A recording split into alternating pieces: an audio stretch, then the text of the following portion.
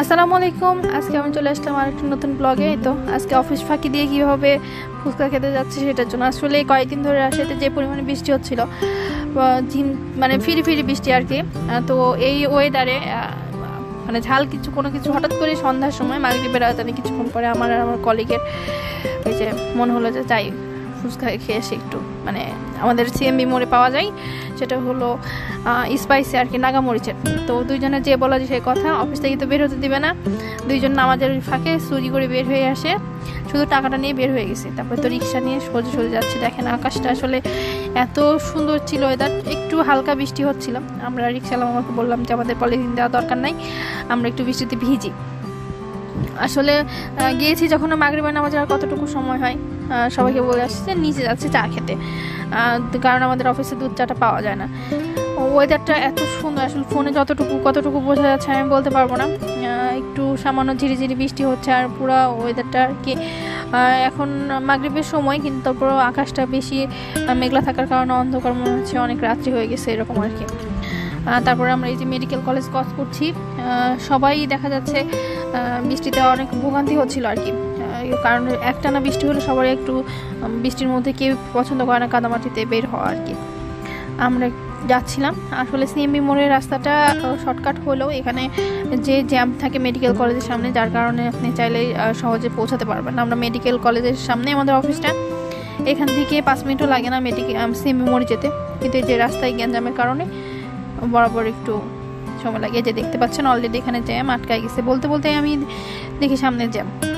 আর আমরা তো দুইজন খুব গল্প করছিলাম যে এইভাবে ফাঁকি দিয়ে আসছি, কবে দুইজনের চাকরি না চলে যায়। তারপর মামাকে বললাম, মামা সোজা যাওয়ার দরকার নাই, হাতের বাম পাশে নিউ ডিগ্রি কলেজের এই পাশে চলে যান, তাহলে তাড়াতাড়ি হবে। আসলে মানে মনে মনে ভাবছিলাম আমরা যে কয়দিন এরকমভাবে প্ল্যান করে যাই, মানে ফুচকালার ওইখানে মামা থাকে না সেদিনকে, ওনার যেদিন আসলে ওয়েদার ভালো থাকে সেদিন মামা থাকে না, মামারও মুড ভালো থাকে আর কি।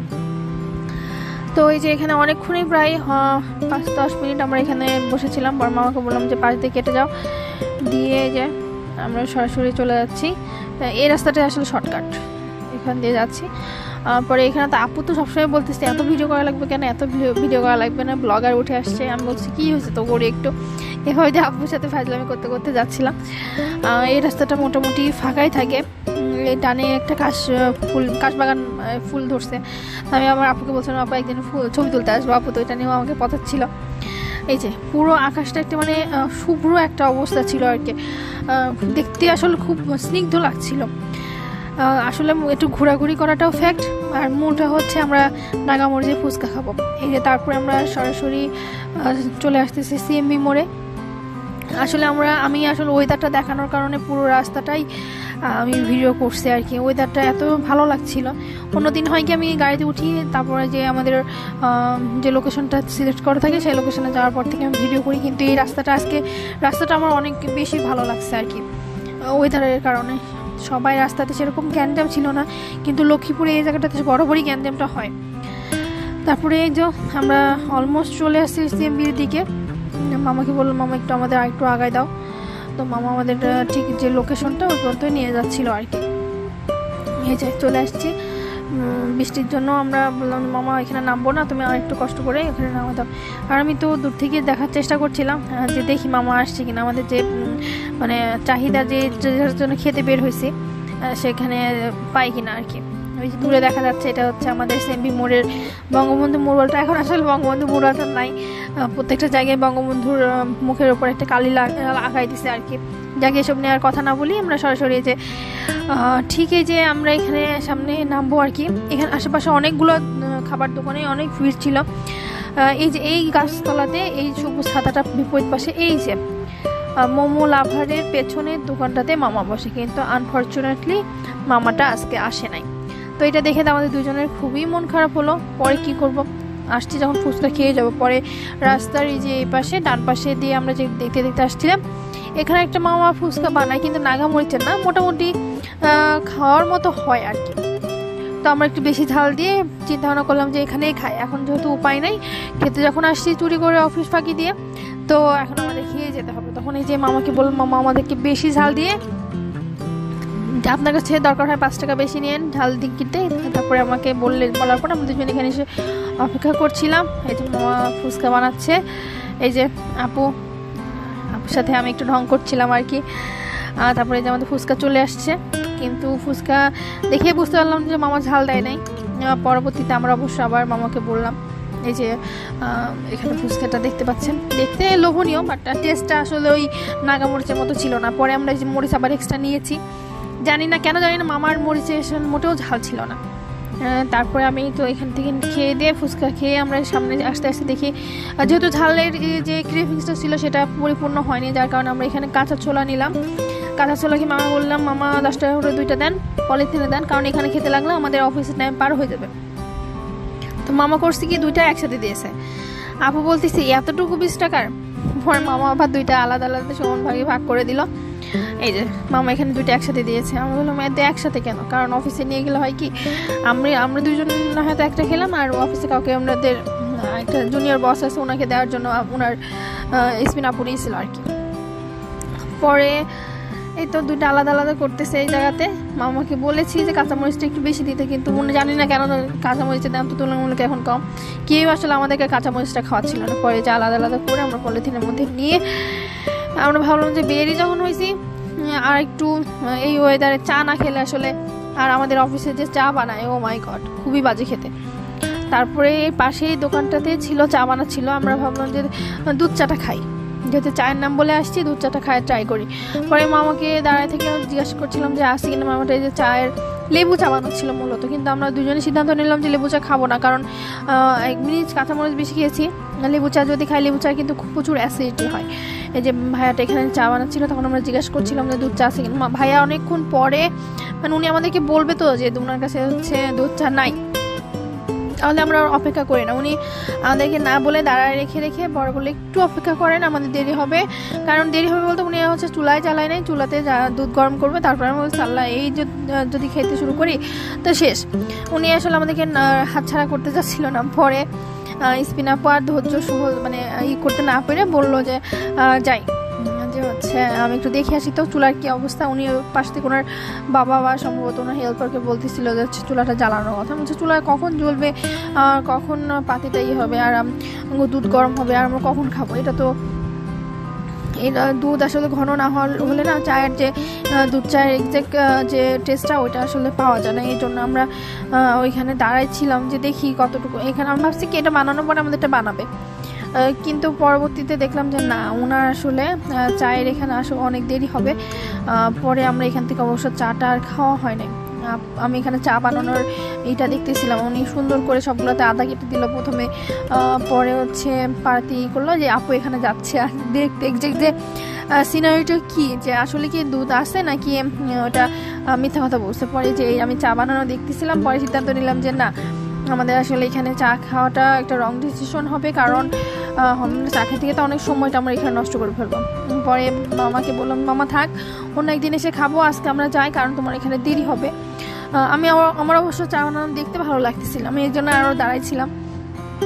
পরবর্তীতে আপু যখন বললো সিদ্ধান্ত নিলাম যে না, এখানে না চা খেয়ে আমরা আমাদের যেটা অফিসে এসে আসলে আমরা সবসময় বসি ওখানে আড্ডা দেওয়ার জন্য, যেটা হলো ঘোষপাড়া মোড়ে, ওখানে যাই। তারপরে আমরা দুইজন এখানে রিক্সা ঠিক করলাম, করে নিয়ে তার রিক্সাওয়ালাগুলো আসলে বৃষ্টির দিনে কী যে ভাবে, রিক্সাওয়ালাগুলোর ভাড়া ডাবল হয়ে যায়। তারপরে ডাবল ভাড়াতে যেহেতু দেরি হয়ে গেছে, অফিস থেকে বের হয়েছি আমরা দুজনে যে যাচ্ছি। এই যে এই লাইটগুলো আসলে আমার খুব ভালো লাগে, দেখছেন কি সুন্দরভাবে উপর থেকে আসলে বৃষ্টিগুলো পড়ছে। আমি জানি না ভিডিওতে দেখা যাচ্ছে কিনা, বোঝা যাচ্ছে কিনা, আমি যতটুকু পারছি বোঝানোর চেষ্টা করছি। এই যে সুন্দর মতো আসলে লাইটের ফোকাসে যখন আলোগুলো, এই যে কি সুন্দর লাগতেছে। লাইটে ঘুরে গেলাম, আমার খুব ভালো লাগছিল দেখতে দেখতে যে আমাদের সৌন্দর্য, রাজশাহীর সৌন্দর্য আর কি। রিক্সাতে উঠে এই রাস্তাটা আসলে আমার খুব ভালো লাগে। রাস্তার পাশে লাইটগুলোর জন্য রাস্তাগুলো আসলে বেশি সৌন্দর্য হয়ে যায়, বৃদ্ধি পেয়ে যায় আর কি।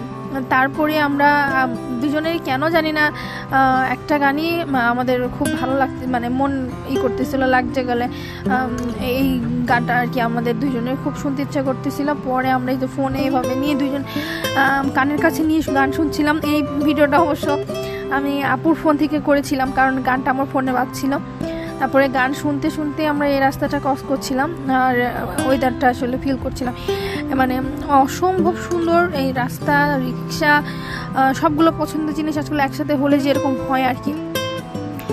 পাশে আমার খুব পছন্দের মানুষও বসেছিল, রিক্সা করে যাচ্ছি, বৃষ্টি হচ্ছে, আসলে ইটস অ্যামেজিং। আর তো গান, পছন্দের গান যখন বাজে তখন তো আসলে এই ওয়েদারে কোনো কিছু বলারই থাকে না। আমরা তো এইভাবে, এটা আমাদের সরি, এটা হচ্ছে আমরা কোথায় পার হলাম, এটা আমরা চলে এসেছি অলমোস্ট ফায়ার সার্ভিস মোড়ে। এখানে বৃষ্টি পড়ছে কিনা এটা দেখার জন্য আমি একটু আবার হাত বের করে দিলাম, দিয়ে যে এখানেও লাইটটা জ্বলছে, এখানে এই লাইটটা ওই লাইটটার মতো সুন্দর না। তারপর আমরা একেবারে যাচ্ছি ঘোষপাড়া মোড়ে আসলে চায়ের ওই দোকানটা। এটা আসলে আমরা আফটার অফিস প্রত্যেক দিনই এখানে বসি, ওরা আসলে আমাদেরকে খুব ভালোভাবে ট্রিট করে। সবগুলো দেখা যাচ্ছে ওর হাতে যদি অনেক অর্ডার থাকেও আমাদের টার্গেট দিবে, তারপরে অন্য কাউকে দিবে, এরকম আর কি। তারপরে তো রিক্সা করে আমরা একেবারে ঘোষপাড়া মোড়ে আর কি ওই চায়ের স্টলটা। ভাইয়াদের ব্যবহারও খুব ভালো, আর ওরা চাটা আসলে আমার জানা মতে রাজশাহীতে আসলে পারফেক্ট টি বলতে দুধ চা বলতে, আসলে রং চা তো এটা আসলে আমি চায়ের মতো ধরি না, কিন্তু বাধ্য হয়ে অফিসে খেতে হয়। চা, লাল চা বলতে দুধ চা বলতে পারফেক্টলি যেটা বোঝায় সেটা আমার মনে হয়েছে যে ঘোষপাড়া মোড়ে এটাই আসলে। তারপরে এই যে আমরা এই যে দোকানে দেখেন সব সময় এরকম ভিড়, 9টা-10টা যখন হয়ে গেছে। ভাই অলরেডি অর্ডার ছিল, আমি এই যে দুধগুলো দেখাচ্ছিলাম, দুধগুলো আসলে দেখেন জালটা ঘন হয়ে আসে। আর ভাই আমরা অর্ডার করলে আসলে খুব ভালোভাবে এটা হচ্ছে বানানোর ট্রাই করে।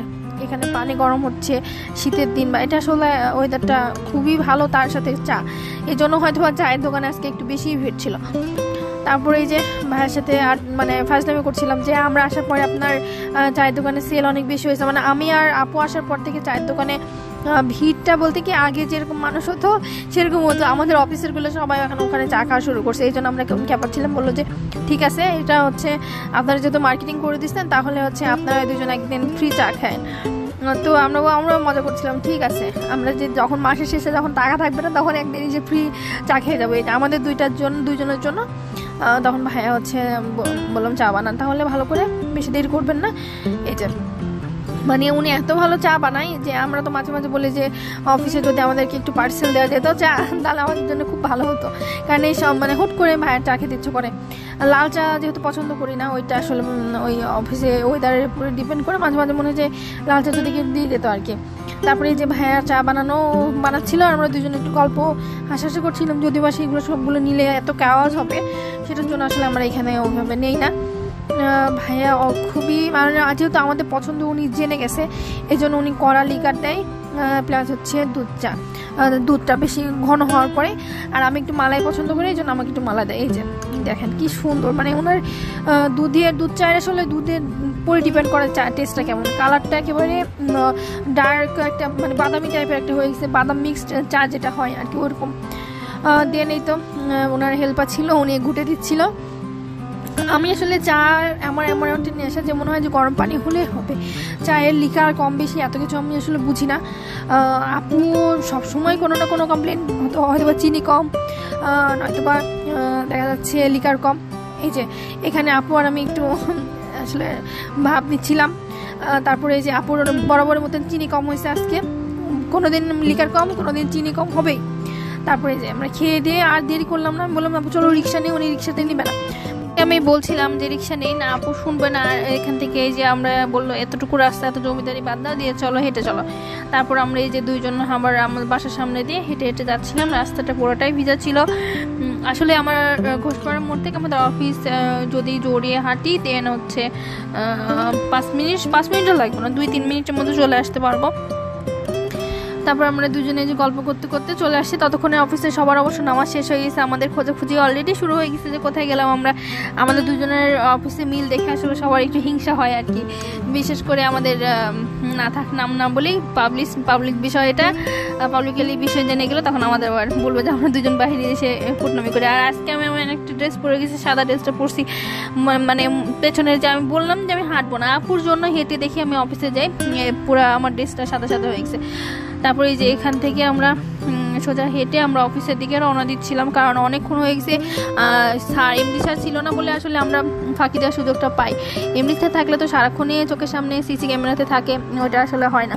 তারপরে যে অলমোস্ট আমরা অফিসের কাছাকাছি। অফিসটা আসলে কাছে হলেও আমরা দুজন গল্প করতে করতে আরামে, আমি বলছি বাসটা এমনিও খাবো, তো আস্তে আস্তে হেঁটে হেঁটে যেই বাসটা খাই। আর আমি খুব স্লোলি হাঁটছিলাম, কারণ আমরা যে সাদা জামা পরছি বৃষ্টির দিনে, আসলে আমি যেদিন আসলে সাদা জামা বা লাইট কালার কোনো ড্রেস পরে সেদিনকে দেখা যাচ্ছে বৃষ্টি আসছে, এরকম একটা বিষয় হয়ে যায় আর কি।